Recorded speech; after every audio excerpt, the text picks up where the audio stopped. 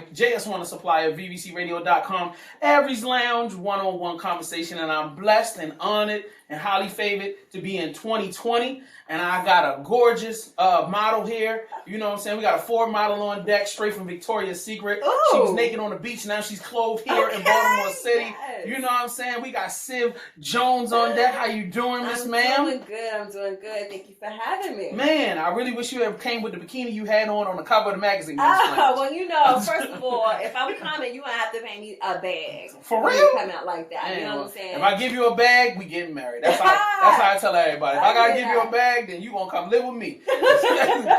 that bag pays my bills. You gonna have to help me pay these bills. Right. But I appreciate you making time to come through. Thank you for having me. So for those who are not abreast of your immense and elaborate history and resume, please tell the folks at home how great you are. Oh, well, good. This is my time to give my own self my roses. I mean, do you want me to give you the roses? I can give you the roses, okay. And you can give yourself the roses. Well, we can start, and if I miss out on anything, then you just back me up. There you go. I'm with it. All right. Well, my name is Civ Jones, and I'm a little bit of everything. I'm a culture analyst. I'm a radio personality. I'm a community activist. And now I am an author. So I'm just adding just different titles to my name. Don't forget event host. And event host. That's event host. And I just do a little bit of everything. But I love the culture. I love hip hop culture. I love Baltimore. Being that I'm not originally from here, but I'm just glad that the city has welcomed me with open arms. I do a lot in the city. I do a lot of community work in the city. But I started off on the Baltimore hip hop scene, and it gave me my stripes. I always tell people that Baltimore gave me my street cred. Word. Yes. Because if you survive, you ain't get shot. You in one piece. You ain't got no bullets, wounds on you. No. Man, you dress nice, so you know out there on me. You know, I did it the right way. I put my blood, sweat, and tear into who I am today. That's what's up. Turn up. So also in that, let's see, you're a writer. Yeah, outside of the books, you know what I mean? Because I remember you had a blog at one time. I did have a blog. I don't know if you're still doing it, but dang, but that was lit though when you was getting in on it. Yeah, I was doing the blog. I started off when blogging was really very, very new. And I started doing a lot of stuff when things weren't new. My problem is I never was consistent, and I should have been consistent at a lot of things. But yeah, I started off a blog. It was the Civ Jones blog, and I talked about, I did recaps of Baltimore hip hop scenes. I would go to the shows, take pictures, do recaps, interview artists, come up with just different, different culture think pieces and just different things like that. Gotcha. So. Okay, let's go all the way back to the beginning. So you were born and raised where? Okay, so I'm a military brat. So I was born in Germany.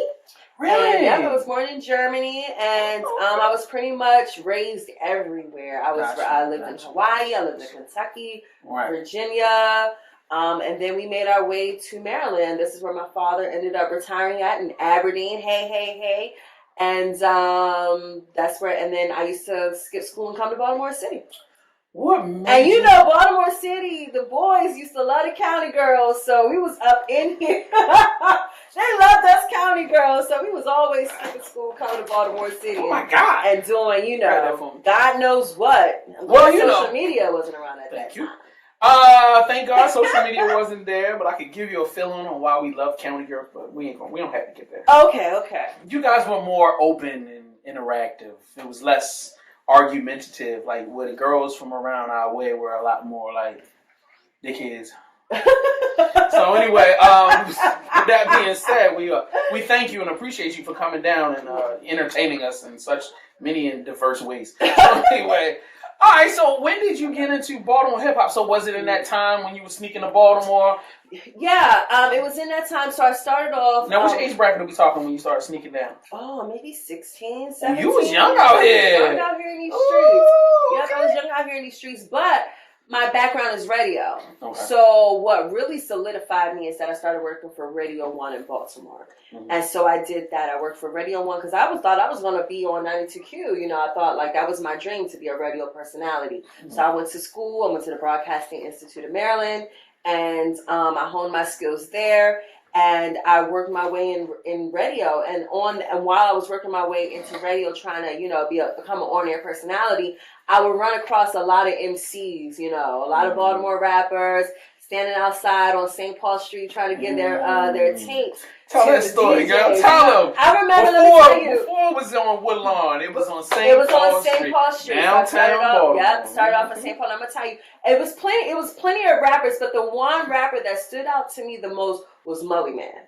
Mully Man used to come to St. Paul Street all the time to try to get his music played on radio. Like he was in the trenches. He would anytime Reggie Reg, God bless Reggie Reg, or K Swift, or Pork Chop, or Squirrel would come out. Mully Man would be there giving out his CDs, trying to get them to play his CDs. So that was one of the first rappers that I remember vividly doing the grunt work, being consistent of trying to get their music played on radio. And so then from there, I started working with Def Jam. Oh my goodness, this is bringing me back memories. I was a street team member for Def Jam. Shout out to Frank Johnson. Frank Johnson is the one who really hired me. Frank Johnson. We about to lock in with him. Yep, I was a street team. This is when Frank is still doing his thing, but this is when Frank was the man. He was a Def Jam rep. He brought down Run DMC. I had met Jam Master Jay at that time. Okay. And I really put in work. I was, like I said, I was a street team member. So you're not going to work with Frank and not put you work. No, Frank will put you out there. Frank will fire you quick. Okay, so we used to I guess it was like guerrilla marketing. We would go and shout out to Kamal McCray, because Kamal was the one who put me down with Frank. And we used to go and post up posters on the walls and put up stuff on the light poles and just do all kinds of crazy stuff. So I started from the ground up doing the grunt work. I didn't come in here, not working on every aspect of when it comes to entertainment culture. Right. Ooh, yep. You was in there. You was in the streets. Yeah, I was in the streets. So what made you, come on, there has to be a reason why you would want to do radio or want to be a part of the street team. What made you go and do this? Because street team money ain't good money. It's not good money, but you know what? When I was in high school, I wanted to be a rapper. I thought I was going to be a rapper. Hold up, Sid. I did. Hold up, Sid. Stop. Come on. Hold up. You can't just breeze by that real quick, yo. Yes. So Civ, was it always Civ Jones? So was it MC Civ? It was Civil at that time. Okay.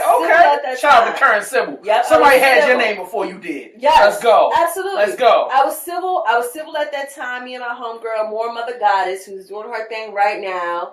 More Mother Goddess, she is an international superstar right now. You can look her up.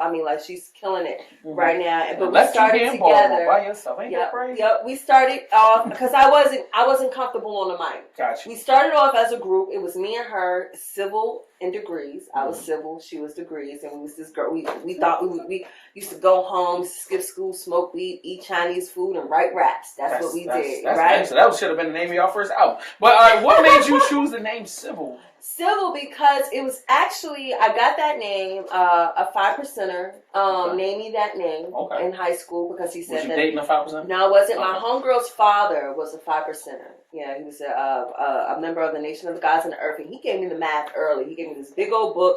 It was like, study this. He must have seen something in me. Mm-hmm. And so from there, they used to say that I was the only civilized one out of my crew. I rode with a whole bunch of rowdy girls. And I was the only civilized one, and so that's where I got Civil from. Okay. And so, but when I started doing radio, they used to get me mixed up with Civil Shepherd. I guess Tom Joyner's Sybil, but they used to think that I was her, right? Because our names were such similar. Mm-hmm. So I dropped the IL and just went by Civ Jones. That works. Okay. So y'all was writing raps, but you kind of wasn't comfortable on the mic, so you kind of shrank. Yeah. So like at that point, you were just like, I just want to be around the environment. And I always, I always got in trouble in school for talking a lot. It's like, oh, she's a great student, but she talks too much. So I just, I did some research, and I was like, well, what can I get paid in talking? And radio was that. So I was like, well, let me do radio. Let me do that. Okay. Yeah. So now we can pull back up. I'm sorry, because you just went Because when you said that rap thing, I was like, all right, we got to clarify what's going on. Like, I want to know if you was in the cypher, whether you dropped the EP. I just want to know. I was never comfortable was on it, the mic. Was it you and Lil Kim out there with the 2-piece yams out here? With the, I was just never comfortable on the mic. I thought I was like, I look stupid out here. But the question would have been, would you have worn the fur 2-piece for the album cover? No, because you know what? I was more so... I would have went the TLC route. That's what I was like. Right. Baggy pants, maybe. Right. You want to wear a condom on your eyeball. Yeah, but like, you know, tomboyish, but girlish. You know what I'm saying? You ain't trying to show no skin. Lil' Kim and Foxy Brown set the whole, like... For female rappers, they set a whole trend. Right. So, but at that time when I was growing up, luckily for me, I had a variety of females that I could look up to. It was Lil' Kim, it was Foxy, it was Lauren, it was MC Lyte, it was Queen Latifah, it was Bahamadia, it was the Boss. I mean, it was a plethora of women. So I can pick and choose who I wanted to mimic. You know what I'm saying? So I just picked and choose a little bit of everybody. I love that. I love the fact that you said boss and you dropping the names because you really studied. Yeah. It wasn't just the 3, you know what I mean? And then you forgot to throw, Trina in there. Trina. Bahamadia. We ain't got to get into all that. We ain't got to get into the brand and all that. We ain't got to do that. We ain't got to do that. Yep. But, all right, so when was it that you felt like you were really taken in by the Baltimore industry? Like, when did things, because you was putting posters on the wall, Frank screaming at you, cursing at you and all that. Yeah. So when did things really start to gel for you? You know what? It didn't. It wasn't really, I made my own way. Mm-hmm. I saw that there was a need there, and I was like, how am I going to add to this scene, right? So what is there missing that I don't necessarily see? You're missing Civ Jones. I started first I wanted to create a documentary. Shout out to Grasshopper Films. Okay. Me and Grasshopper set out to create a documentary about Baltimore hip hop. It was something about hip hop, I forgot. And it was terrible. Like, it was bad. What year was this? It was maybe 2005. Yeah, that's mad early. Yeah. And and one of the people who I came across was Brownfish. Mm-hmm. Shout out to Ooh. Mm-hmm. Ooh took me in. Jahiti, Vertex. I came across them, and then from there, from doing that first documentary with me and Grass, I realized that there was a Baltimore hip hop scene, and I started meeting the women on the scene. Mm-hmm. And as women in this industry, we never get our proper due. We just don't. And even to this day, we're still trying to carve out our space, Agreed. And so I was like, you know what? I'm going to create a documentary about the women on the hip hop scene. So the documentary was about the women on the hip hop scene. That was in 2005. So from there, I scrapped the idea with me and Grass, and I ended up meeting Emotion. Shout out to Emotion. Me and Emotion came together. I told Emotion, like, look, this is what I want to do. And it was all... I did a documentary. Wait a minute. Emotion had a store in South Baltimore. Deep Flow Studios. Shout out to that. Yeah. Okay. Emotion. Okay. She still has it. Yeah. Yes. It's probably one of the longest running entertainment media centers outside of Radio 1 that still exists from back in that day. So Emotion. So I met Emotion. I don't even know how I met Mo, but I met Mo. I must have seen her like, who is this white girl? And with this camera and stuff, So I got with her and I was like, hey, this is what I'm trying to do. And she was like, let's do it. So we just searched out all of the women that was on the hip hop scene at that time. Golden Seal, Shelby Raw, Miss Stress, Jade Fox, Semantics, Ghetto Mommies, Be Fly, shout out to C Love, Mistress Beats, Callie Conley, I don't know. Jay Honey. You haven't said one name that I'm familiar with yet. Let me tell you, and it was all female produced. The music was by women beat makers, Mistress. Everything was created and done by a woman. I was director. Emotion was the filmmaker, producer, and the talent. And it was called Even a Man Can Do This. And so I sat out and I wanted to do this. From there, we created this group called Ooh Wee. the Organization of Women in Entertainment. Oh my goodness, we did so much stuff, right? The Organization of Women in Entertainment. And it was just different women who just did different aspects of entertainment, because what would happen is that we will find, like, my homegirls don't like hip hop. They'd be like, girl, bye, I ain't doing none of that. I'd be like, please, somebody come out with me to these hip hop shows. They'd be like, I ain't going. And so I love hip hop, and I wouldn't have gone. But go ahead. Right, but we would see each other. We'd be the only ones at these shows, and we would link up, and we'd be like, "Hey, you do like, all right? Well, let's link up. What do you do? What do I do?" And Jay Honey was a writer. Kelly Conley was doing pictures, and we all just came together, and I captured that with the film "Even a Man Can Do This." And then from there, I did a all women. Before people was even thinking about women in music, I created an all female hip hop show, the Even a Man Can Do This show. I created Hip Hop in Pink, which was my breast cancer awareness show. Hip Hop in Pink, because I can't. Oh man, the sister's name. Oh, it's gonna come up. But she was a rapper. Oh man, I gotta think of her name and I can't. She was a rapper as well, and she was diagnosed with breast cancer at a very young age. She was in her 20s, and what she said to me was that she did music, not just rap music, but she did music a little bit of everywhere. She said all of these places, the rock and roll crowd, the alternative crowd, was doing these fundraisers for her in her name. And she said, here I am as a rapper, and I have not had a benefit concert, or no one has said, done anything to even, recognize or what I'm going through. And that right there stuck out to me. And also I had an aunt who passed away from cancer as well. So I wanted to create and because she was so young, and at that time, this is 10, 15 years ago, right? Now it's like, oh yeah, it doesn't matter if you're a male, female, whatever. Anybody can get breast cancer, right? That's a fact. And so at this time, this was very foreign to hear that a woman at such a young age was diagnosed. Right. And so I wanted to bring awareness to the fact that it doesn't matter how old you are. This can be a part of your reality. And on top of that, what you were doing is you were forcing the community to to play the position that they were supposed to play. Like, what I mean? You can't just ignore your own. Can't. And you gotta find a place for them and do that. Put it on the table over there. Yep. And I love that. I respect that so much. Like, and we need to continue to do that at least once a year. Because like, there's not just female MCs and male MCs. We have people all over the city. So I feel like if you need help with something like that, I would definitely love to. Absolutely. And you know what? People and you gotta resurrect.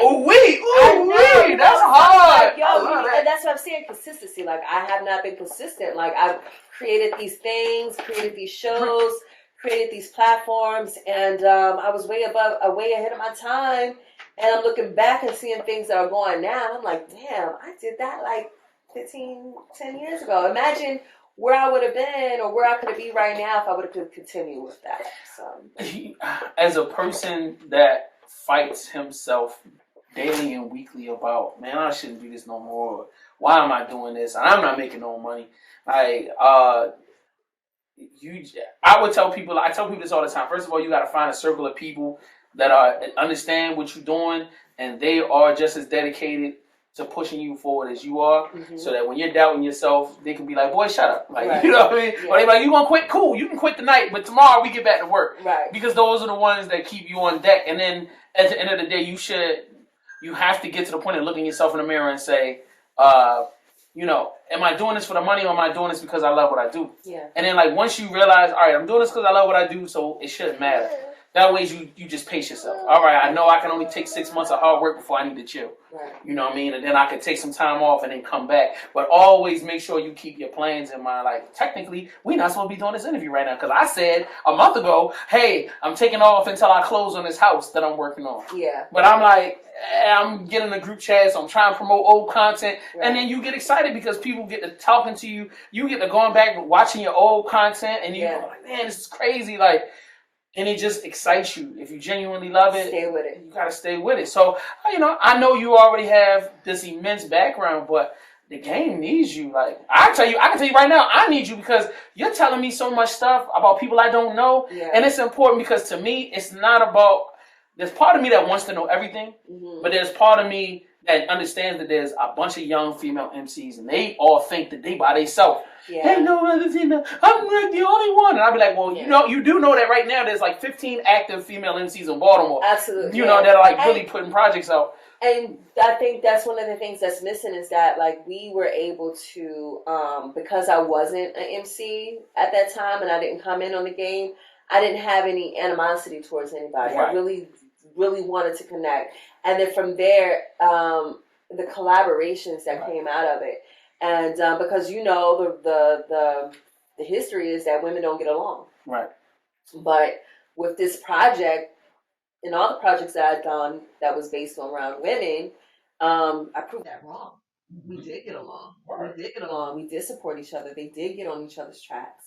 And a lot of them, you know, have gone on to be mothers and wives and not necessarily doing it anymore, but it would be good to see that, you know, where they are right now. Hip-hop moms. Right, hip-hop moms, right. Yeah. And right, who birthed some of these young ladies that are here right now. Wow. So, I love that. Man, that's so fire, man. Yeah, so and then the thing is, there's a documentary that proves it. Like, I create, like, what I was... So when can we see this documentary? Well, you know what? And I was thinking, I went back and I looked at the trailer, and I was like... This is still good. This is timeless. There's no timestamp. So was it like was it a DVD or something? It was a DVD. So can I get my copy? Like, I got $10. So you can get your copy. What, I'm not good enough to get a Civ Jones DVD? No, you can get your copy. I know there's somewhere. We got a VHS tape? We got a VHS. No, but there's DVDs. And I know, and maybe I will put it back out. And see, that's the thing. I have these, I'm like, can I put this stuff back out? Like, will people even, like... There's some streaming platforms. Now, if you don't care about the money and you just want to get it out there, I feel like putting something like that on YouTube would get a lot of attention. Okay. So, like, you could put it out there and then we can all enjoy it. Or if you want to do, like, a streaming paid platform, you can put it on Vimeo. And then they have a payment gateway where somebody can buy it or rent it. They can rent it for, like, $1.99 or buy it for, like, $10 or... You know what I'm saying? We can talk after this. There's multiple platforms that set up for streaming. I still have it. There's a... Like I said, you can go to YouTube right now and look at the trailer. Even a man can do this, and you can see the trailer. And it was, like I said, I just looked at it maybe like a week ago, and I was like, damn. I would even love to do a rerun, like taking it back into a theater and selling out some seats and like having like old hip hop history night. Absolutely. Come out and see some fine Baltimore girls on stage rapping. Let's do it. You know, even the ugly ones. There's a bunch of different people, women of all stripes and strength. Yeah, so I love that, yo. I think going back to a point that I made a long time ago is that, yo, you have to value your content. Because first of all, it's a documentation of your journey, but a part of it is like that's your hard work, that's your blood, sweat, and tears, man. Like, shoot, that gonna show you how ill you are. You be like, yo, I did a whole documentary, son. A whole documentary. You know what I mean? I sometimes you need to pop some popcorn and grab your little wine and just watch it. You know what I mean? That's important. I just do so much, like, and then I from there, I was doing hosting Judas Juke Joint. Okay. With Ooh. Okay. Again, so tell us, for us that are ignorant, what is the Judas Juke Joint? Yeah, so Judas Juke Joint was a open mic night, pretty much, in the city.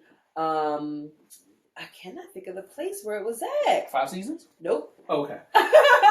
Wasn't at 5 Seasons. So Fame is literally thinking right now. It was at the boxing. It was like a boxing ring. Umar. No, it wasn't Umar. Can't think of where it was. The one on Pennsylvania Avenue? Nope, it was down. Are you talking about at the Anaheim? I mean, Fells Point? It was it's on East Baltimore, off Eagle. No, was it Eagle Street? Guilford.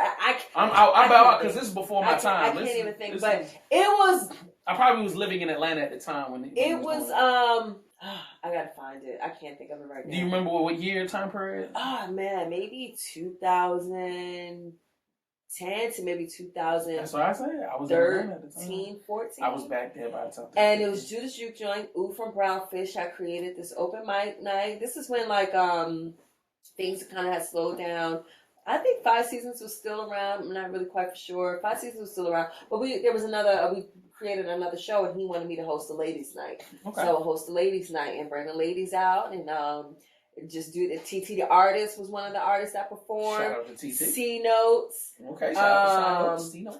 Oh man, there was so many women that, and then we had singers that came through too, like Misery Loves Company, Kissy B. Jenna Basuma. I mean, it was just a plethora of just really good acts in Baltimore.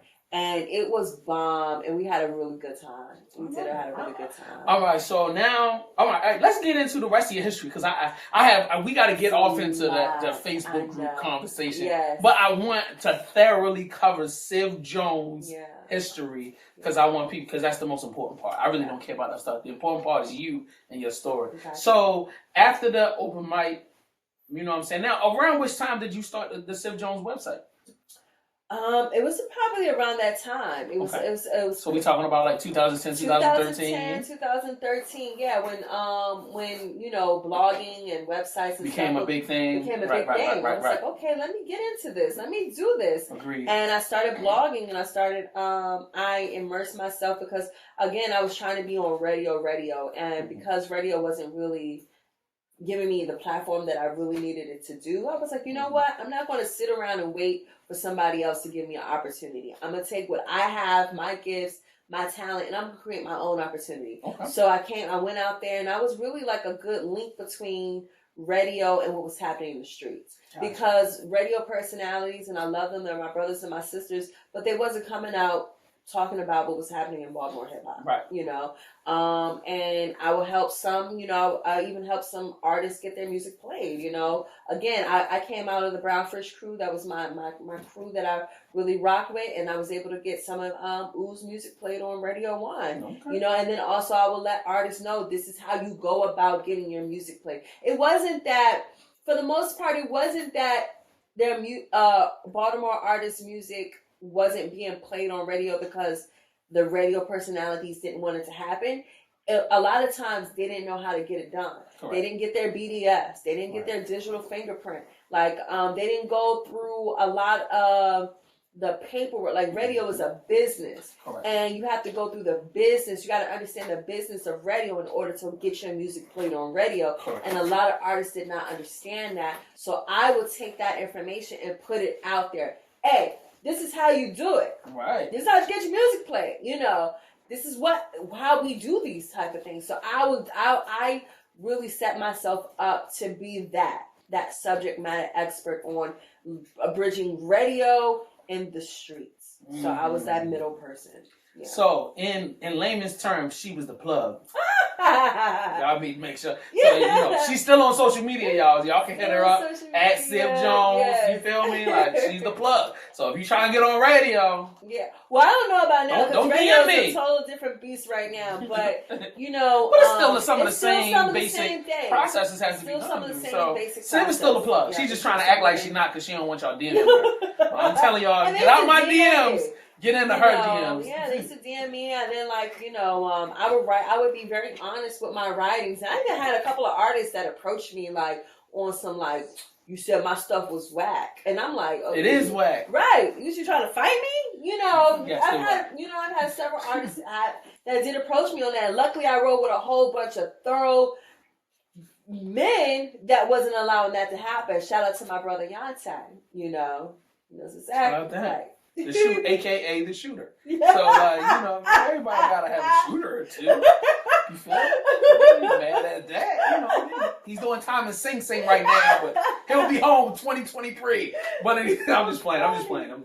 So, all right. So once the blog took off, you're doing I don't want to say it right, juke joint or the juke event. Joint, yeah. All right. So after that, it seems like things were growing. You're doing the write-ups. You're giving people a lot of information. What was the next big moment for Civ? The next big moment for me was a podcast, a radio podcast. Shout out to me and Frank Johnson. Civ. When was you doing a podcast? When Frank Johnson had WPB Radio, me and Frank circled back around. Frank opened up this bomb. This is like when you could create your own radio. Yeah, WPB. WPB Radio. Frank was like a leader of his time when he did that, and it was literally right across the street from Radio 1. So he can get them that overspill. Absolutely. Mm-hmm. So I took my talents to that. And I did WPB Radio for a while, and it was the Civ Jones show. Matter of fact, before he even got his building up where it was at, it was downtown in the Belvedere. And so that's where we, I thought about renting a space up in It was downtown in the Belvedere. It was kind of cheap, but. Yep, it was downtown in the Belvedere, and I did that. And I continued to do the stuff that I was doing, like, you know, trying to build myself up, because I saw that there was another medium outside of corporate radio that I can continue, that I could be myself in and do what I wanted to do. So I was able to interview just all kinds of people that which Radio 1 wouldn't let me do. Like, so, like, I still worked. At that time, I was working on Magic 95.9. I was like, I'm too young. I'm not even like, what? But they were like, we want you. We want you to do this. So I was like, okay, am I going to miss out on an opportunity because of the age gap? The age gap? And I was like, well, let me just go ahead. So I was working with Tim Watts, doing the midday show with Tim Watts, and I was his producer. And I did I did all kinds of radio. I did WOLB with Larry Young. And I just I was really carving out myself to be this on-air personality, carving out my brand of working on radio from all aspects, from commercial radio to independent radio to internet radio, getting out there in the streets, just doing all that. I really immersed myself into the culture of entertainment, and I did everything. I wrote, I did film, I did music write. I just love the industry, and I really immersed myself in the culture. Okay, real quick, what was it like working with Tim Watts, a Baltimore legend, Baltimore radio legend? God, it was amazing. Tim Watts used to tell me the wildest stories about all kinds of artists, and he promised me I would not. I was like, okay, I won't, you know. But he used to tell me the craziest stories. I mean, this man is a wealth of knowledge, and he also really schooled me a lot on the music. That's what I loved about Tim Watts. He used to do the Sunday Time Capsule, and he would go back in the day, and I'm like, I ain't never even heard of none of these songs. And he used to school me and come up with these memories, and it was just like, listen, it was an honor just to sit down and listen to someone who has so much knowledge. He's talking about him at Oprah. He's talking about like the Star magazine. Once a year, somebody from the Star magazine used to come out to the radio station and be stalking him. And I'm like, you know, like, you ain't gonna get that bag. He was like, would you rather be Oprah's friend or her enemy? And I was like, I felt that. You know, I felt that, and he just told me, you know, he really taught me. He really taught me a lot. For those who don't know, he was the dude that dogged Oprah out when she was in Baltimore. He ain't dog her out. When they grew apart and they went their separate ways. He was a player, and things went way. But anyway, at the end of the day, like the first time I had been to 92Q in Catonsville, my mother was doing an interview on 1010 AM for her nonprofit. Okay. And I just so happened to be there, like walk, because my mother wanted me to be with her. I don't know why. You know, sometimes she just wanted me to be there like security. So I'm just there.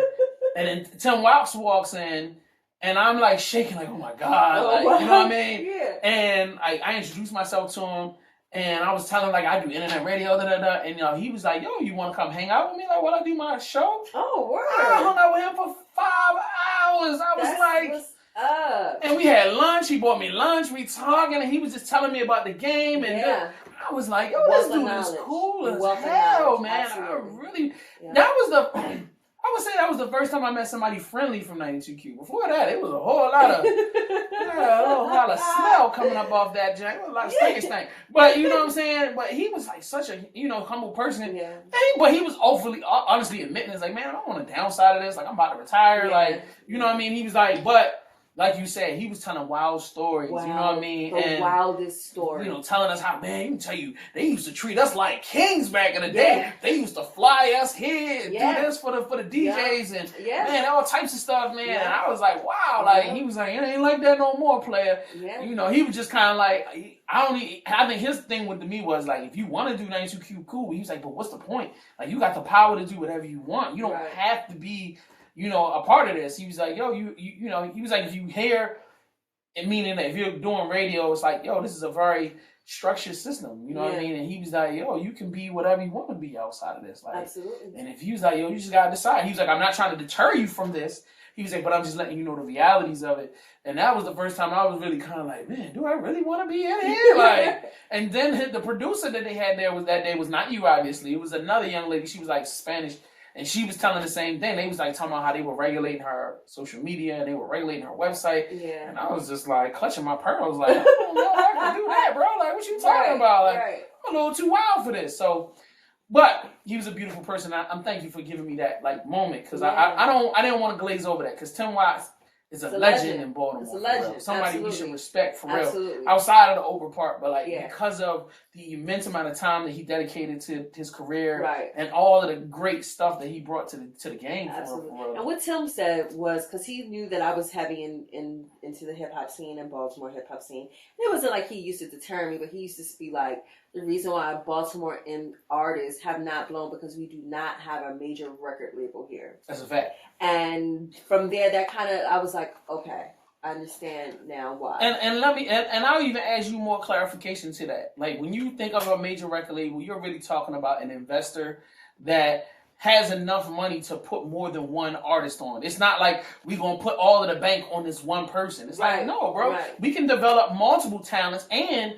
we can give you if you got a production company in the studio, here's $50,000. See what you come up with. Give me something dope. Right. Here, give you $50,000. I'm gonna give you $100,000. Like we can set up a circle of finance of, you're gonna bring me something dope. I can make money off of it. I can give you more. You're gonna pay for some producers to come over here. You're gonna pay for some guys. You're gonna pay for a stylist over here. Right. And this person. There is an ecosystem that is created when you have a large investor there, so that not just one small group of people gets the benefit, but the whole city, stylists, graphic designers, they all get an opportunity to get fair wages. Right. Not I'm gonna have you do this, but you gonna do it for free, or you gonna do it for $100, but you really should get $1,500. Yeah. You know what I mean? Like, so that is what we actually see now. When you see the success of Shorty, Band Hunter, Izzy, Tate Cobain, all of these guys are under the same label.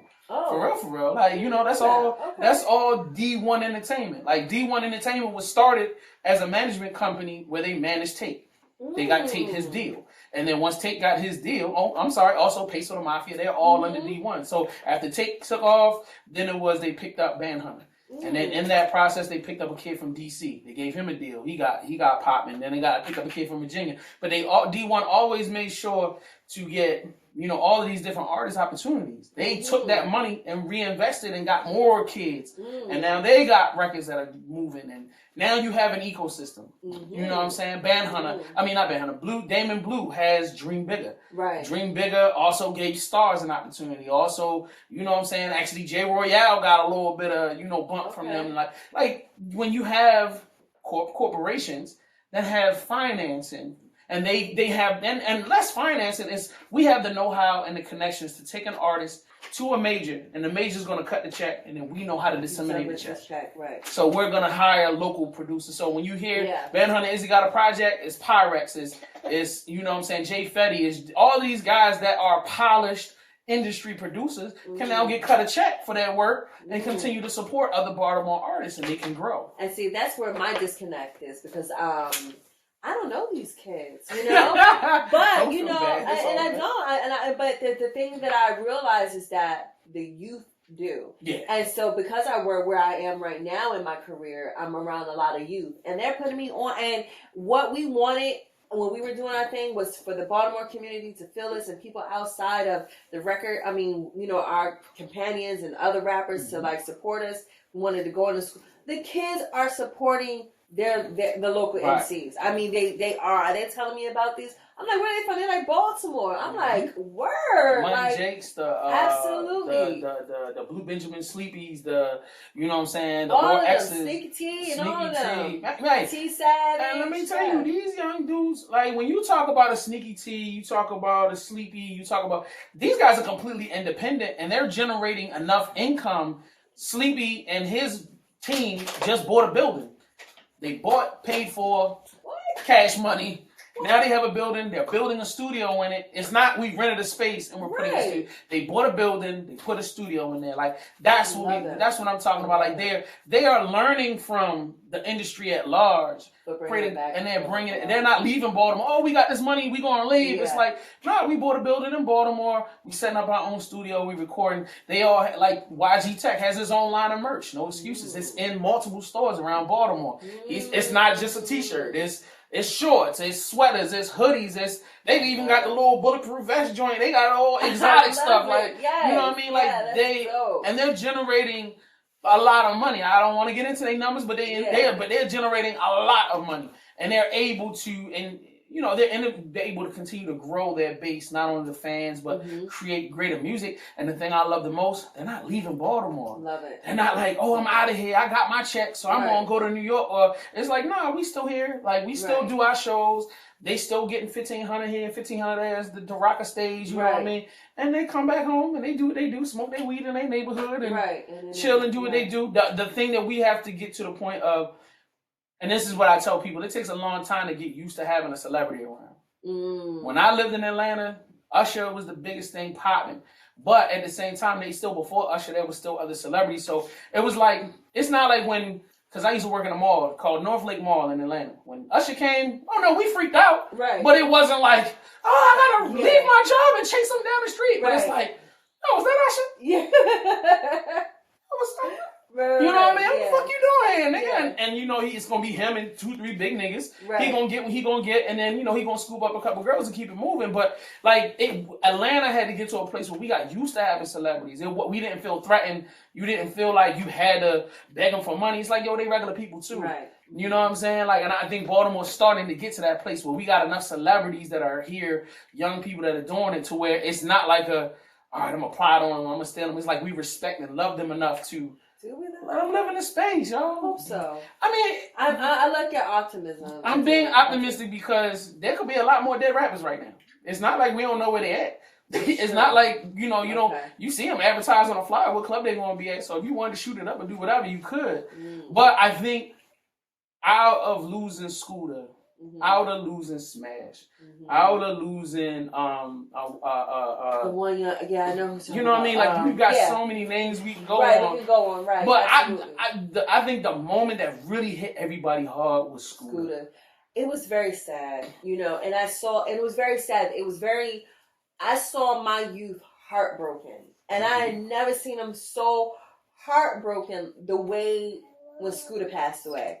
I'm like, they really broke the heart of the youth, when they took him away. I saw a lot of my youth crying and just, it was heartbreaking, because that was their rapper. That was their hope. That was their way of seeing like, okay, I'm from Baltimore City, but I can get out, you know what I'm saying? Right. I can grow and become something, you know what I'm saying? And I saw a lot of my youth heartbroken behind that. And that was the first time I had, my little cousins and stuff like that would come around me and be like, did you ever meet Scooter? I'm like, yeah.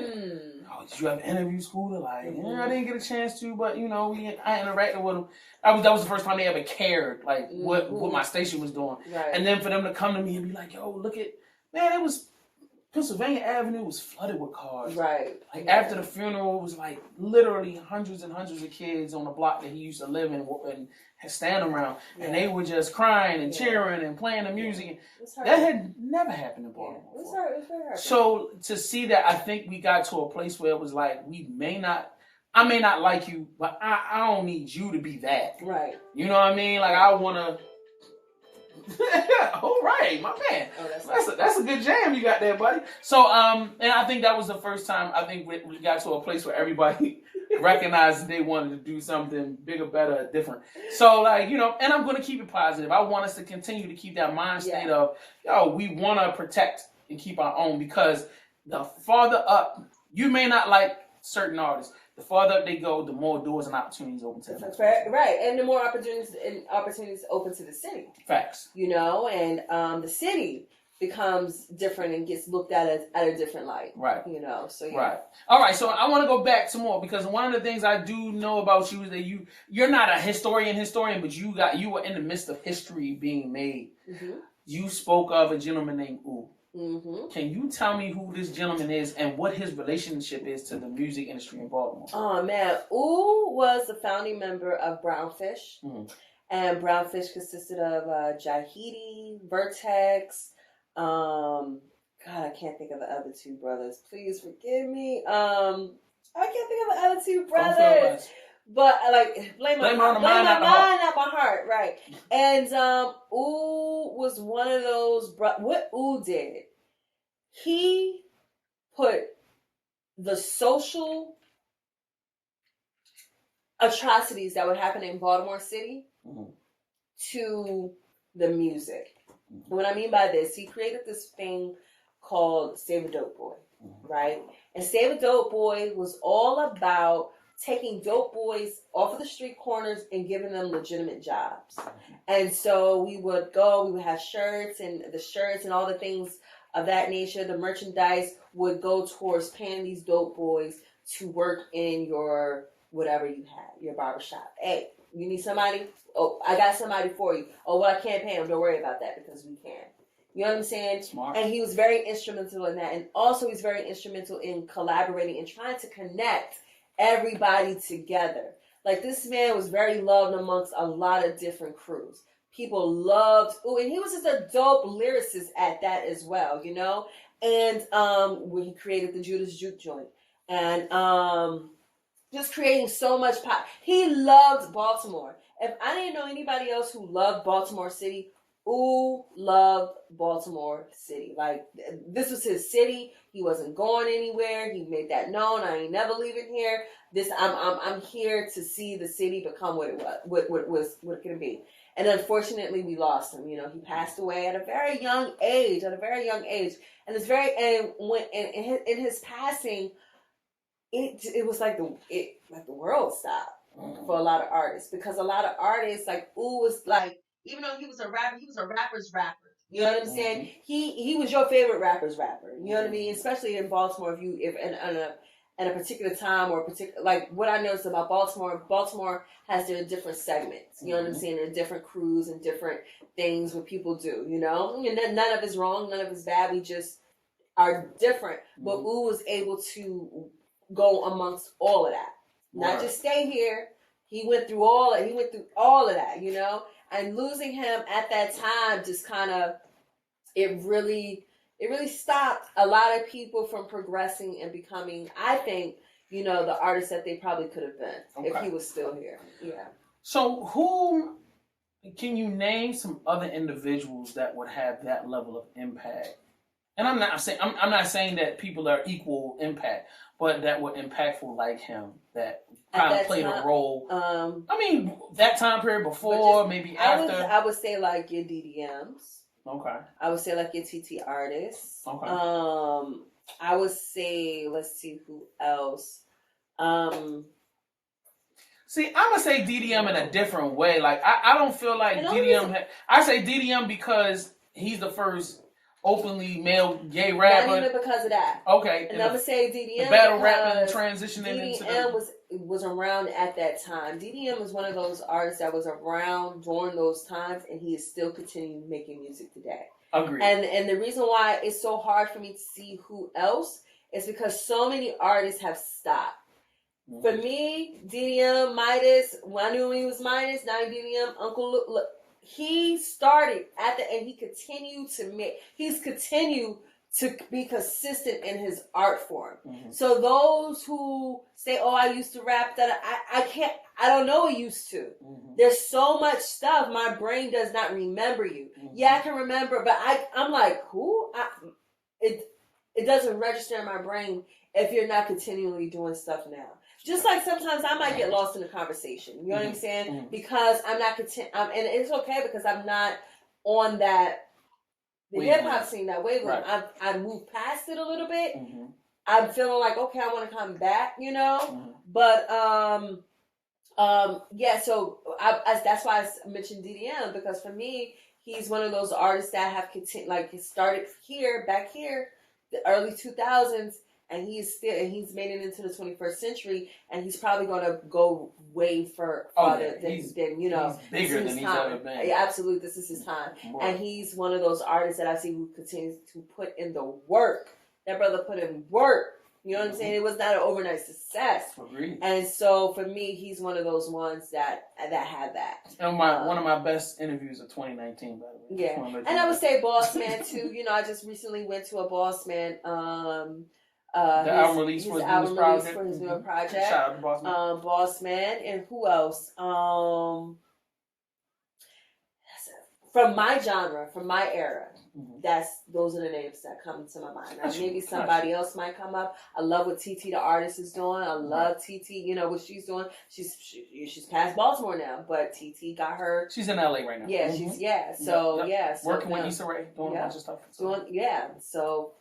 Okay. All right, those are some dope names. All right, any other impactful moments of the last 10 years that we might have missed that should be a part of our history? Absolutely. I have so like from there I will tell you, like working with Magic, they Friday'd me. You know, they fired me on my day off. I went to California and I came back and I ain't had no job. Right. You know, that's when April Watts They caught you stealing boxes. Right, but I don't, they said they wanted to go a different direction. So at that time I was like, you know what?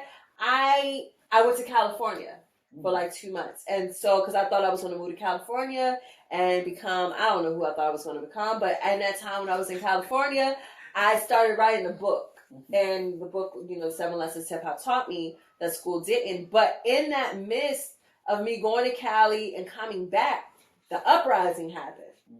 And from my background on what I did, community stuff, radio stuff, I found myself being very instrumental in talking about the uprising. So I was on BT, Faraji, shout out to Faraji Muhammad for that, because he pulled me in. And I felt myself like talking about the uprising, talking about how we got to that point.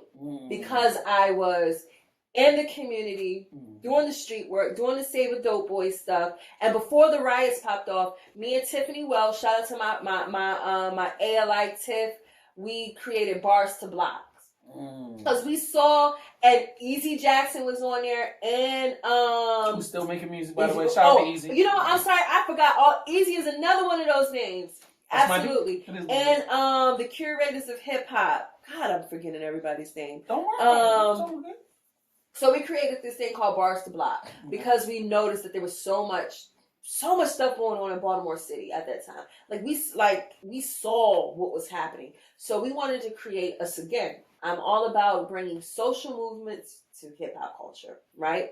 Being a social agent, being a social change, social entrepreneurship. I guess that's what they call it. I don't know. That works. But so we did Bars to Blocks, and we did a Wu-Tang weekend. We did a panel discussion. Before people was doing panels, we started our first of the panels. Hold on. You was the original panelist? I'm not going to say I was you was the first panelist? I wasn't the original. You invented panelist? Not the original. Shout out to Civ Jones for inventing the panel, yo. That's what's up, yo. She's the first female panel creator of all time. But nobody was doing panels. I ain't gonna lie, I stole from you. I didn't even know who you was, but I stole. Nobody was doing panels at that time. So at Red Emma's, me and Tiff created this whole weekend of social talking movement. Spend money so you can watch people talk. And everything was free. Okay. So we did that. You ain't do it the way I did. We went and cleaned up the blocks. We hooked up with Shelly Say So, and went to go feed the homeless. We had this whole thing. Then bam, the riots, the uprising. Depending on messed up the whole thing. No, it just was like, whoa. We were like, wow, this is what we did. Right. So for maybe like the last year or two, and then in that I did this thing called I had got into Afrofuturism because I talked to you about my friend. Stop for a second. I'm sorry. What in the world is Afrofuturism? Afrofuturism is this ideal of it's a lie. I'm just so outcast in my mind. It is kind of Andre 3000 or some with the furry drawers on, like what? Absolutely, what it's Afrofuturism. It's creative culture on what Black people see themselves in the future. How do Black people see ourselves in the future? It deals with a lot of spirituality. It deals with a lot of creativeness. It deals with a lot of sci-fi. I'm a sci-fi geek. I love comic books. I love all that type of stuff. So, and I told you about my friend, More Mother Goddess Kime at that time. Her and Rashida, they were doing these Afro-futuristic balls in Philadelphia. And I wanted to bring that to Baltimore. So me and B Fly, shout out to my homie B Fly, and we created and the B Fly at the time was doing this avant-garde artist type stuff. She called herself Black Sheezer. She dressed in blackface, and it's like you gotta go down that rabbit hole. And so we brought this. So I created this event called From Niggas to Gods. Because I love the book From Niggas to Gods. And if you have not read that book, I've never heard of this book. And you just said, I don't even know. I'm still on the thing where I'm trying to figure out what black person I want to be in the future. Absolutely. I'm thinking I might want to be Worf or Jordy with the glasses thing. Like, who do you want? Who do you see yourself as the future, right? Yo, for real, Deep Space Nine. Who was the dude that was in charge of Deep Space Nine? I'm him, dog. Like, that's me. Because that's the only future I can think of. Or Star Wars. I'm John Boyega. Think about it, they don't create black people in the future, like, you know, and so we wanted to create, or it's just a little bit of everything. Afrofuturism is the foremother of like black punk rock and like all that stuff that's going on right now. You know, I think that's an important question to ask because I got stumped genuinely when you even just brought it up. I'm like, yo, where is black people in the future? Who are black people in the future? Yeah, do we have a Malcolm X spaceship or something? Like, who are we? Who are we? Right. And so Rashida and Kamei were doing that. They're like one of the leaders in that. And I wanted to bring that here in Baltimore. So I did an event called From Niggas to Gods. And it was like, who do you see come as your God self? And so Easy Jackson, shout out to Greenspan, Ooh was on there, Changa. I mean, it was so many different artists. And we came and we dressed up as like our God selves. You know what I mean? And it was bomb. It was dope. So it was like a toga party, essentially. I mean, because everybody came with loincloths and, you know what I mean? It was sticks. They had staffs and sandals and long hair. They came as kings, queens, and goddesses and gods. Right. So that's what that was. Yeah, and so I did that. You know, that's the genre that I was going to go in. I was like, okay, I want to do some more events, but I want to do an event that's deeper than just your regular hip hop. You know, your hip hop. I'm noticing that. Like I always do like different types of events. That's one thing you made abundantly clear. Don't listen. Your event, there's nothing normal about your events. Like, yes. And none of them are like the last one because all of them are completely different, like night and day. Totally and you cover like so many parts of the black mental space. Absolutely. You know what I mean? I love that. I love that. That's what's up. So that, and then the Bars to Blast, and then bam, the uprisings happened. Right. And then from there, I found myself heavily involved in like community work, and a lot of the stuff that I did as far as the hip hop scene just didn't make sense to me anymore because I saw the city in a dire need. I saw the youth in a need, in a crisis. And then from there, Miss Hughes, shout out to Kathy Hughes, she had bought Praise 101.7, and she was doing a mix-up of connecting talk radio with gospel music, right? And we were simultaneously airing on WOLB and Praise. So we would talk about Black Talks shit, and then we would play gospel music. And it was way above the people. Like the people were like, I don't really know what's going on. And it was like, I'm listening to gospel music, but I'm listening to some talk shit.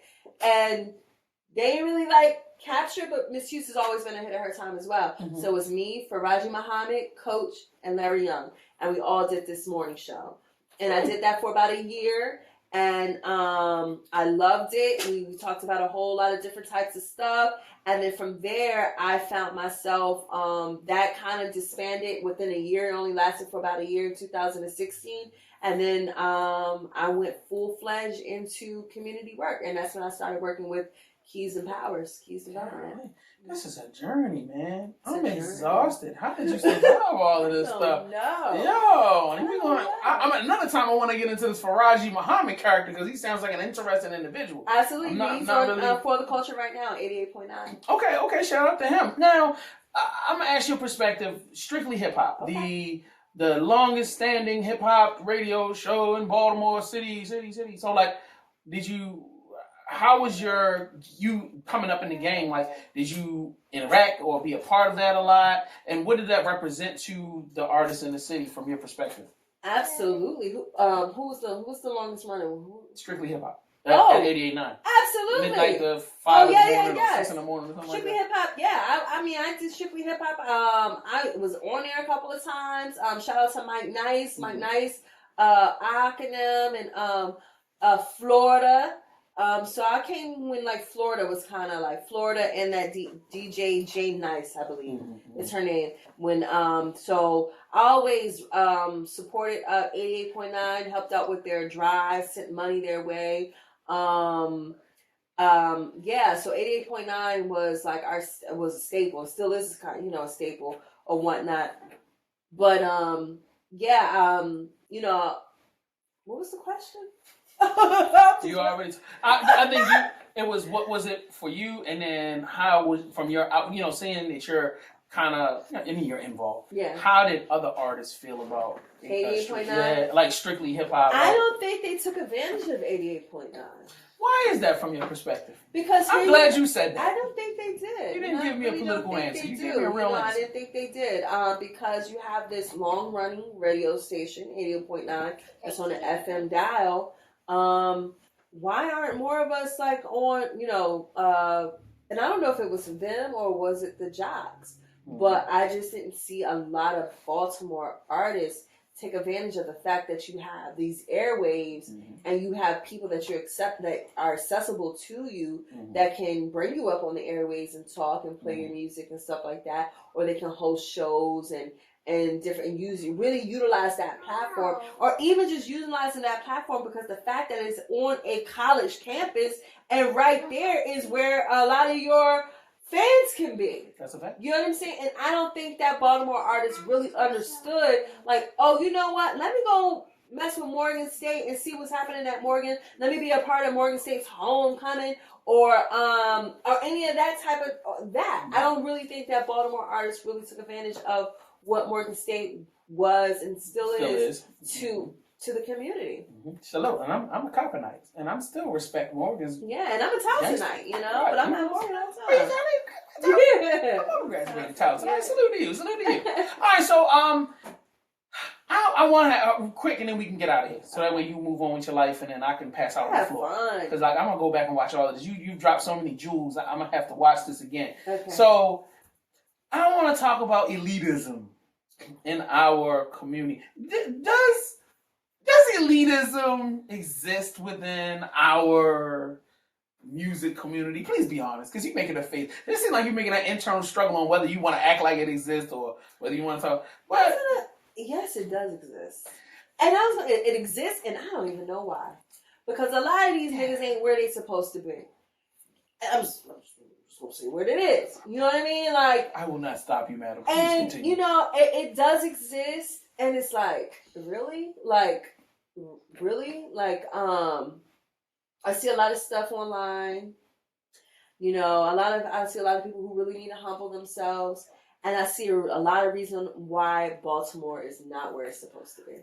When you were talking about all of these great institutions that we've established and have carried on, to me, and from as an outsider, meaning somebody that didn't spend as much time in the community or didn't even know these things exist. When I do come in and I'm finding out about stuff and I try to get involved to help, and this is just my humble opinion, these people are so prideful and they'll be like, well, this is falling apart and we don't have the money or we don't have the resources. And I'll be like, well, let me help. And they'll be like, well, who are you? And I'm like, somebody that's trying to help. Like, and then I have to, I have to see about your credentials and see if you're worthy of helping me from dying. Like, what? Like, what I've noticed is that Baltimore is a very celebrity-driven town. Unfortunately. Right? And it's like, if you don't have some type of celebrityness with you, or if you don't look at, like, they're looking at you. If you're not Civ Jones, you can't get not even that, because they look at me the same way. No, Civ, come on, Civ, don't play that game, Civ. No. Civ, don't play that game, man. You just gave the resume. The resume deep. Absolutely. Look, Radio 1 alone makes you better than 80% of the people out here that's getting it done. Because I have not really worked, people see me and they know, like, oh, I know what I've seen her, but I don't really know what she. Maybe, but I think you might have been blocked because dudes might have been shooting a shot, and you just was like, get out of here with that. And he was probably like, yeah, you know what? Yeah, she ain't giving me none, so she ain't getting none around here. And also I didn't really realize like my worth in the whole thing, and I wasn't consistent enough. I think if I would have been consistent, but now especially now, I think the elitism has gotten worse now. In my day, it was like, okay, you know, it wasn't, it was elitism, but it was still like, I'll work with you and I see what you still have to say. And if you can help me, I want you to rock with me. Right. That's why so many people are who they are now, because it was like, oh, I'm a photographer. And it was like, okay, well, I want you to come shoot this. It wasn't like, let me see your portfolio, let me see this, da. It was like, I'm going to come to your show and I'm taking photographs. And if I'm an artist on the mic, I'm going to get your information. I want to know, hey, can you send that to me? The next thing I know, I'm a real photographer, right? Or video. Like, it was like you could be whoever you wanted to be, you know? Right. Now the elite, and I don't know what it is. I don't know how, you know, I guess because that's just the culture we are right now, the celebrityism and the elitism. And it's like, y'all not even really rocking like that. And I think social media plays a part as well, because it's like, oh, I have these many fans and followers. You might have those many fans and followers, but when you throw a show or if you throw an event and I come to your event and your followers don't match and it's not even 10% of your followers showing up at your event, you ain't really shit to me. Clutch my pearls, Miss I mean, seriously, because I have reached out and I have reached out. Are you saying that people with large amounts of followers are not bringing out large amounts of people to events? Is that what you're saying, Ms. Jones? Are you saying that people are falsifying their popularity? Absolutely. This is preposterous. Exactly. I reject this off premise. This is ridiculous. Absolutely. This interview is over. I am out of here. Absolutely. So you're trying to tell me my 50,000 followers don't equal out to at least 60,000 people at my venue? 1% of the people who follow you won't even come. Would you like to name some names, shows. ma'am? I need proof. Give me some names. No, I ain't gonna name them. Yeah. Oh, because it's not true, Miss Jones. No, I still gotta work with these people and I want to come out. You know, I'm trying to back in the day, I would have came out and said, yeah, this.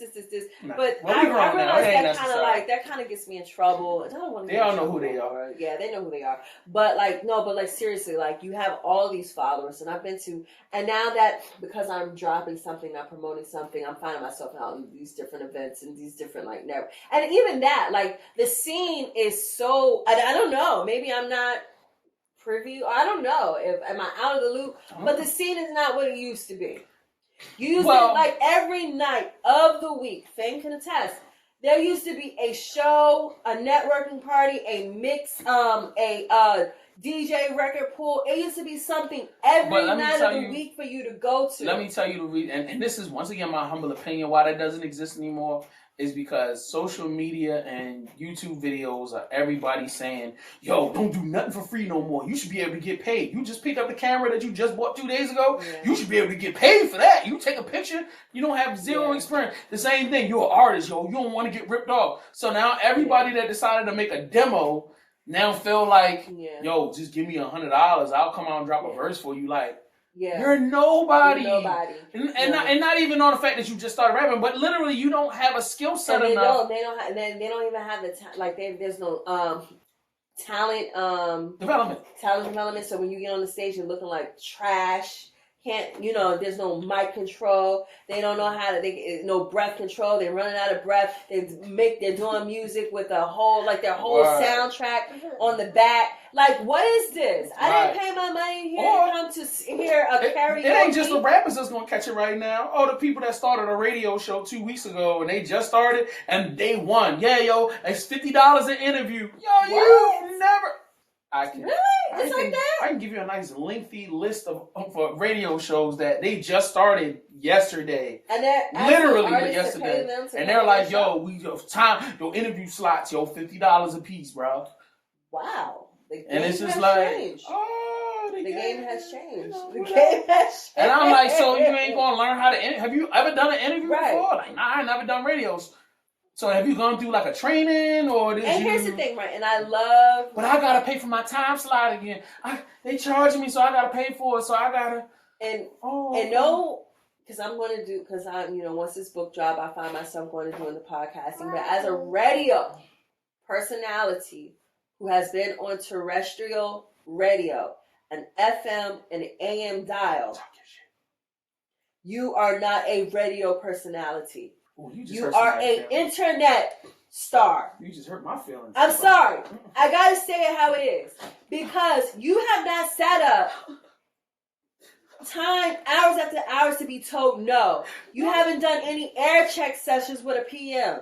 You don't know who your general manager is. I'm just serious. I'm just talking. I really get. Because this is a skill. It's a skill. I'm sorry, it's a skill to go into radio, to pull up the boards, the pots, to bring them down, to work your boards, to segue the music, to hear the music, to see how it sounds. You know what I mean? To not have dead air. You are not a radio personality. You are an internet star. If I can't hear you on an AM or an FM dial, you are not a radio personality. You're an internet star, and I hope to be an internet star as well. They're not internet stars. You're giving them too much. They're not internet stars. You do internet. They got 200 followers, and they follow 800 niggas. They follow 800 people, and they got 200 followers. They're not internet. Stop. You gassing. Just keep digging them in the grave, like you just dug me and threw me in that joint and shot me in the face. I'm just saying. Go ahead and do that. I appreciate that. Because sometimes we just need to be told we ain't nothing. Someone said that to me, because like I work in the social work industry, right? And you used to work with Frank Johnson. He told you a lot of stuff. I understand. He told you wasn't nothing from the gate. Like, you ain't never did nothing with your life.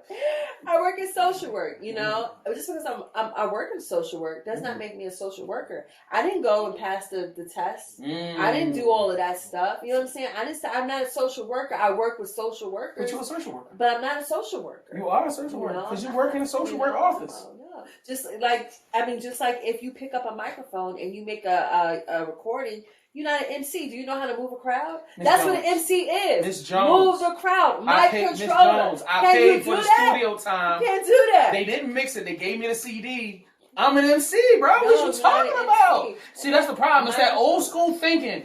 That's the problem with y'all old school people. See, that's the problem with our new people, and then that's the problem with just black culture in general is that we throw our elders away. In no other cultures. Because you just told me that I'm not real, so I have to throw you away right now. Other culture throws their elders away. No person in their right mind will be told that they wrong and not throw that person away. Because I'm right. I'm always right, and I've been right since I was born. I've never done anything wrong. And when I decided I want to pay this $75 a month for this time slot, then I'm a star now, and you need to pay me $50. Matter of fact, I need to invoice you for this. So I'm going to invoice you for this because I got to get my money back. Okay. I got to pay this rent up in y'all. But anyway, me doing radio and entertainment and doing the podcast and the radio, so I've never charged anybody to do anything. Neither have I. I just told them I didn't want them on my show. Right. Oh, yeah. Or, because that's not the way you go. You go after sponsorship. Because that little bit of money is doing what? Oh, man. It's keeping you have to go and you have to understand the business of what we do. There's money out there to be made. Talk to them. You know what I'm saying? But you have to go out there. You have to put in the grunt work. You have to write out your one sheet. You have to write out. You know what I'm saying? You have to put in the grunt work. So you want me to talk to people? Outside of being on the radio? Absolutely. Come on, Sam. You're doing too much right now. No, because you think about it. You think about it. You look at, because this is a multi-billion-dollar industry. If you go out to California or... I got to go to California? No, but I'm just saying, like in those places where, I went out, and I'm like, wow, people are really doing... And they're having major sponsors sponsor what they have. And you don't have to have a major company. There are smaller companies that want to use your platform. But Civ, I cannot justifiably do all that and buy my weed and my liquor and my plastic cups for my show. How am I going to do that and do all? I can't do that. I got to be back on the block. After the show is over, I got to get back to the block. I don't got time for, and what you talking about is foreign. That sounds like some white people stuff. You know what I mean? That's why I gotta find me a white boy. Dear white people, if you want to come and represent with us, you know what I mean? Because we need somebody to represent us in the world, so I can smoke my weed. It's not about that. It's about just actually doing the work. And I think with our generation, I signed the contract. I'm on air. No, I just got on the mic. I'm doing the work. We got to do the work. I just did the work. I'm doing the work. For instance, right? I'm not an author yet, but once I publish this book, 7 Lessons That Hip Hop Taught Me That School Didn't. Hello. Coming out. Once I have the physical copy of the book, I'll become an author. But does that book just stay here? Because no. It doesn't sell itself? No, it's not going to sell itself. So when I put this on the internet, it's supposed to just sell. It's not going to sell itself. Because you got a name. That's the name. No. Civ Jones I'm doing grunt work. You know what I'm saying? I'm calling people. I'm seeing who has radio shows. I'm seeing who has podcasts. Who has this. Hey, I'm approaching this like a newbie. Hey, I'm going to book festivals. Even if I have to spend my own money to get there, that's what I'm going to do because I'm going to do the work. I don't expect it just for me to write a book, throw it on my social media, and expect for people to pay for my book. No, I'm going to go out there and do the work, and I'm going to take pleasure and passion into doing the work because I love doing these things. You know what I'm saying? I'm going to do the work. Ms. Jones, I feel like you disrespecting me right now. I'm going to have to ask you to get up and leave. Because what you're not going to do is come in here and tell me. Because when I wrote the book and the book dropped, they buy. I don't have to go out. Why am I leaving out the house? You pay me. If you want to interview me, it's $500. No. And then I'll somebody come talk about my book. You know, I asked a popular person, I asked them, I was doing this community event. And I was like, can you post this event? It's a community event. You know what I mean? Correct. Can you post this on your social media? And she sent me back a price list. A price list. I was flabbergasted. I was like, oh, word? This is what we do? That's exactly what we do. I couldn't. Yo, I got 500 followers. If you want me, I'll send you my price list. So wow. When people send me stuff, because I believe in karmatic energy, you know what I mean? Okay, I believe in helping my next. If people send me stuff, I support people. Hermetic energy? Karmatic. Karmatic. You know, so it's like chapstick. You know what? The one thing I am into radio, right? And I chose this profession. And anybody who knows me knows that I will mess up names. I mispronounce words, and I always tell them this: Moses had a stuttering problem. Okay, and look what he did. He parted the whole Red Sea. But he had God. He had God with him. Right? I got God with me too. And this is a book. God is in me. You can't take literal interpretation. But I just say all of that to say that whatever you want to do in life, whatever passion that you have, don't let your circumstances or whatever you think that you are or that you're not stop you. Right. Just be. If anything that I wish that I can do over is just be consistent at the shit that I started. That's it. Word. I just want to be consistent. That's one of the illest, deepest things you said. Like, that's crazy, yo. And thank you for giving the information, even though I'm not feeling it right now. You know what I'm saying? I'm really mad at you, and I'm never going to talk to you again. No, I'm unfollowing you on Instagram right as we speak. So, all right, let me ask you this question though. So, tell me why you started the book, how long it took you to write the book, and what should we expect? Or do you want to save that for the next time? I can tell you. Okay. All right. I started the book because my background is hip hop culture. Okay. Right, and I'm in hip hop. I'm like, I don't sing, I don't rap. I'm like, okay. And when I got fired or let go from a lot of the radio shows that I were doing, I was like, I am never going to be in a position for someone to take something away from me. Mm-hmm. So I have to create my own, right? Mm-hmm. So I was like, well, what is this something that I do, that I do well, that I can do? I was like, you know what? I'm going to write a book. And I'm like, okay, well, what we're going to, I'm going to write a book about hip hop culture. And then it came, right? So it took me 5 years. Mm-hmm. And I don't even know why. 5 years.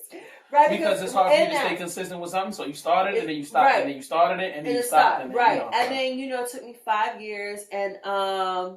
And this year, coming into the new decade, why not come into this new decade as an author? So I'm utilizing this book to now set me up for this decade because I really believe that because when you write something down, and I always say, like, who is documenting? This is great, right? Mm-hmm.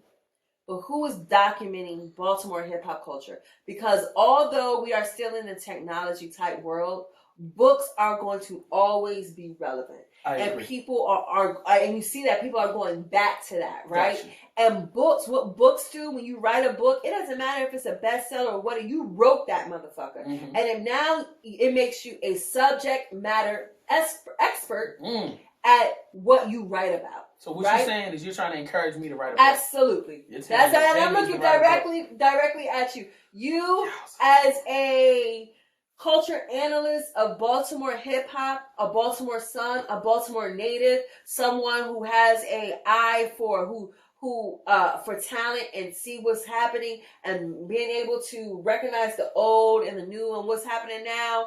You need to write that. Word. I got to figure out how to do it. But I'll probably hire you because you've done it and you could probably help me get from. I have a lot of information, but I don't know what to present and how and where. You know what I mean? Like I'm like that's where my confusion comes into. I'm writing a book that has nothing to do with the music industry. So and it's a book about being a black man. So like and that's that's the only thing I know about. So go ahead. And another thing, I went to a Takashi Coates. Tallahassee Coates. I'm sorry. Actually, I don't know how to pronounce it. No, it's all good. But and what he said was, it doesn't have to be perfect. Just finish it. I respect that.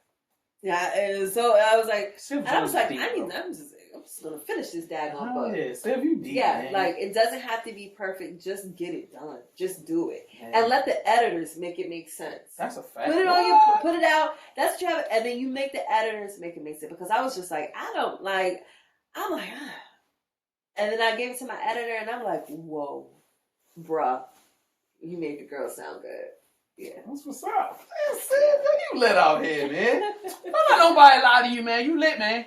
Thank you. You do the damn thing. And you're so very, even though you mess up a couple words, you're very articulate. You know I mess up a whole bunch of words. You know what I'm saying? I do. Just roll past, act like it didn't happen. I accept who I am. Right. I messed up something. Like, I don't get nobody's name right. But your name is so short, there's no way I can mess it up. Right. You know what I mean? So, is there anything that I didn't allow you to say? Because they say sometimes I talk over my guests, so I just want to allow you opportunity for me to shut up and you say something if there was something you wanted to say before we got out of here. The one thing I want to say is that although, I'm doing, like I said, I've mentioned some of the community work that I'm doing right now.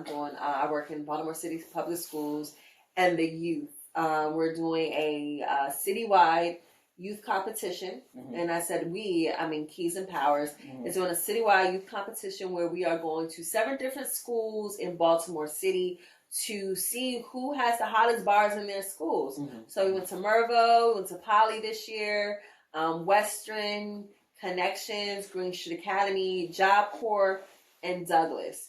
And I really want the people watching this video to really support our youth because I'm going into these schools and they come in with music and song and it's so nostalgic because it's like, wow, they're so young and they're not jaded by the industry or by the scene.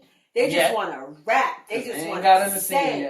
You know what I'm saying? They're like, where can we go? And there's no outlets. And the fact that we're providing this outlets for them and they're actually getting on. They're getting hundreds of votes. And I'm like, yo, these kids is lit. Mm-hmm. Like, they really want that. And I really, really, really, really need for those that are in the Baltimore hip hop scene, the artists, the rappers, the singers, any type of the media people, if you have anything to do with the entertainment culture. You want me to bring some bars? Look, I got some rhymes. I got my own rhymes. I want y'all to support what we have going on. I really want y'all to support the youth. Right. You want me to submit my music so I can be a part of it, right?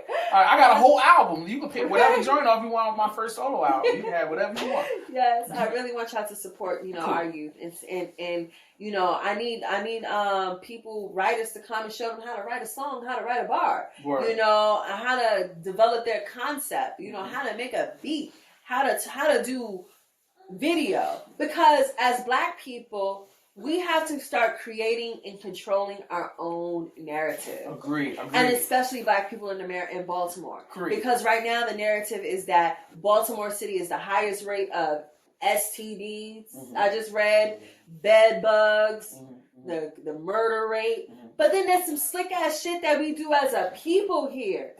And there's so much slickness, there's so much dopeness that we have here, and nobody's talking about that. So we have to change the narrative of what mainstream media, because we know what that's about. We know why Black people are portrayed the way they are in media. You know what I mean? Yes, and we have to start controlling and changing that narrative. That's what's up. Yo, you lit.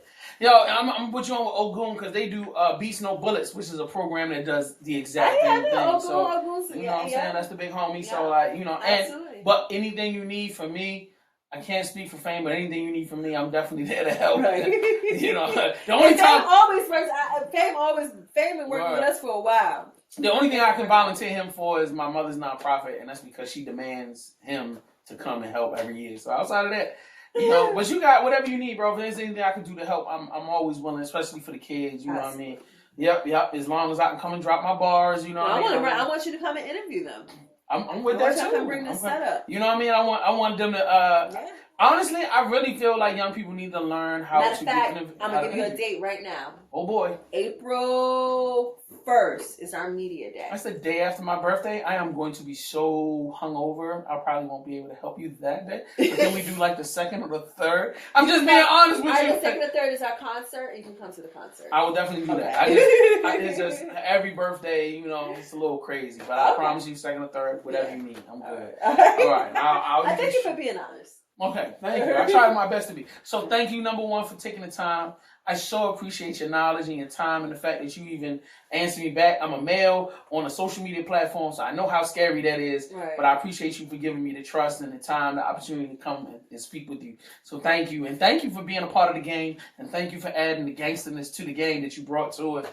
Because there's not a lot of brave black women out here that were tromping around in the streets at 2 or 3 o'clock in the morning with rooms full of men before the love of hip hop. And that's real. That's real. It's real. And I'm gonna tell you, the men were extremely respectful towards me. Mm-hmm. And I don't know if it's the reason why I carried myself and I shut shit down a lot, but there was extremely respectful, caring, and really, really looked out for me and made sure that no bullshit happened when I was there. So I want to thank just all of the men, because it was a lot of times where I was like the only woman in a lot of things. And I never felt uncomfortable, never felt any type of sexual harassment, none of that, because I didn't carry myself like that. And even if I did carry myself like that, it still doesn't make that right. But I just want to thank that the men that really, really respected me and really, really looked out for me.